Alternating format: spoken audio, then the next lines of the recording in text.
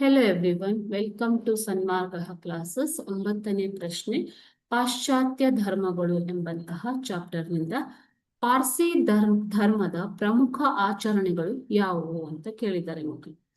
ಪಾರ್ಸಿ ಧರ್ಮದ ದೇವರು ಅಹುರ ಮಜ್ಬಾ, ಉಪವಾಸ, ಬ್ರಹ್ಮಚರ್ಯ ಮತ್ತು ಪರಿಶುದ್ಧತೆ ಇವರ ಆಚರಣೆಗಳು. ಓಕೆನಾ. ಸೊ ಪಾರ್ಸಿ ಧರ್ಮವು ಜರಾತುಷ್ಟ್ರನಿಂದ ಸ್ಥಾಪಿಸಲ್ಪಟ್ಟಂತಹ ಧರ್ಮ 6ನೇ ಶತಮಾನದಲ್ಲಿ. ಓಕೆ. ಸೊ ಇವರ ಒಂದು ಆಚರಣೆಗಳು ವೈದಿಕ ಧರ್ಮದ ಆಚರಣೆಗಳಿಗೆ ಅತ್ಯಂತ ಹತ್ತಿರವಾಗಿದ್ದವು.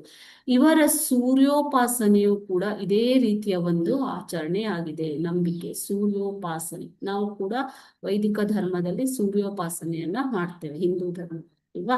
ಸೊ ಸೂರ್ಯೋಪಾಸನೆಯು ಕೂಡ ಒಂದು ಇದೇ ರೀತಿಯ ಆಚರಣೆ ಆಗಿದೆ. ಇವರು ಒಳಿತು ಕೆಡುಕುಗಳ ಸಂಘರ್ಷದಲ್ಲಿ ಒಳಿತು ಗೆಲುವಾಗುತ್ತದೆ ಎಂಬುದನ್ನ ನಂಬಿದ್ದಾರೆ. ಓಕೆ.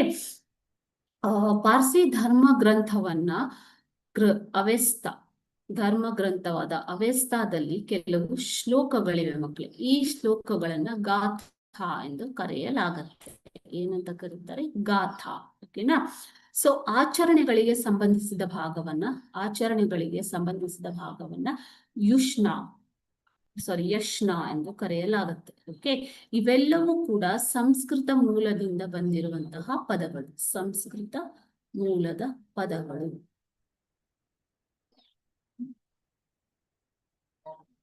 ಓಕೆ. ಸೊ ಇವರು ಧರ್ಮ, ದೇವರು, ಅಹುರ ಮಜ್ದಾ, ಉಪವಾಸ, ಬ್ರಹ್ಮಚರ್ಯ ಮತ್ತು ಪರಿಶುದ್ಧತೆ ಇವರ ಆಚರಣೆ. ಓಕೆ. Thank you.